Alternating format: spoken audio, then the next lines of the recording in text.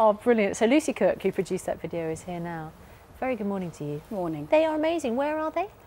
They're in Costa Rica. They're in a sanctuary that's devoted just to rescuing sloths. That's all they do. They've got 160 very sleepy residents living there.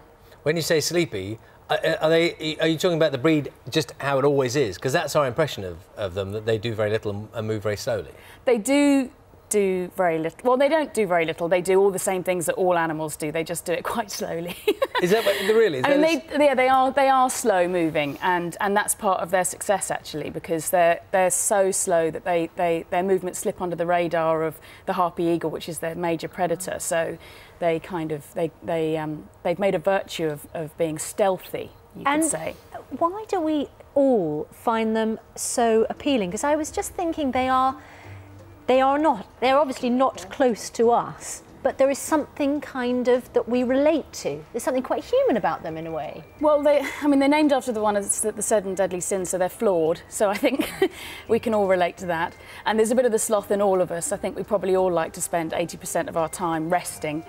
And they've got incredibly characterful faces. They look very different. Each sloth looks very different to the other. So in a way, you know, pandas and meerkats and lots of animals all look the same, but in this film that I've made, I found it very easy to draw out the characters because they look so different, actually. And they've got these, looking closely, these sort of Wolverine-style claws, haven't they? Is it three?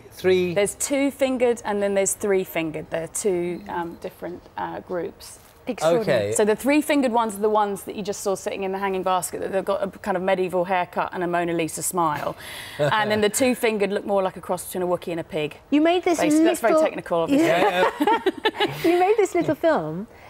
You put it on the internet. Yeah. It got quite an extraordinary audience. Yeah, huge. Yeah. I mean, film stars were watching it and tweeting about it. They were. Yeah. No, it went viral very fast. It got 1 million views in the first week, and it's now been watched by about 7 million people. And it's been tweeted by Ashton Kutcher and Ricky Gervais and Stephen Fry and Jonathan Ross and all sorts of people like it. I think it's because they're very funny and they're very appealing. And like I said, they're flawed. Have they been a bit ignored by the wildlife community, do you think?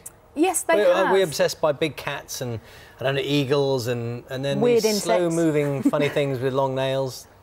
Have we left them Absolutely. out a bit? Yeah, no, they have. They haven't so far made it into the so-called charismatic megafauna, which is the lions and tigers, and they get the most of the attention and the conservation money. So I think it's fantastic that sloths are having their moment because they've been very poorly studied, and their habitat is being chopped down, and so it can only be a good thing that there's more research done into them and protecting them. So your tiny film has turned into a bigger project. Yes. And when will it be? It's on Animal Planet on Sunday at 8 o'clock, and it's very funny and very lovely. It's perfect hangover TV, actually. Yes, I can totally imagine. Yes, fantastic. Lucy, lovely to see you this morning. Thank you very much. Thank you. Just there's something kind of appealing to it about it as a breakfast presenter. Yeah? That slow moving. Early morning. Takes you a while to get going. Exactly. 28 minutes past 8, time to get the news where you are. See you in a moment.